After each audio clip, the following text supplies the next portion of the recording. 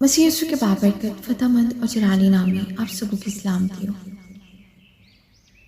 अजीज़ो, खुदावंद आप सबके साथ हो। खुदावंद आप सबको बरकत दे। आज का दिन खुदावंद हम सबको के लिए मुबारक करे। आमीन। आज हम कलाम मुक़द्दस में से पढ़ेंगे मत्ती की इंजील उसका 7 बाब। जो मुझसे आए खुदावंद कहते हैं, उनमें से हर एक आसमान की बादशाही में दाखिल ना होगा, मगर वही जो मेरे आसमानी बाप की मर्जी पर चलता है।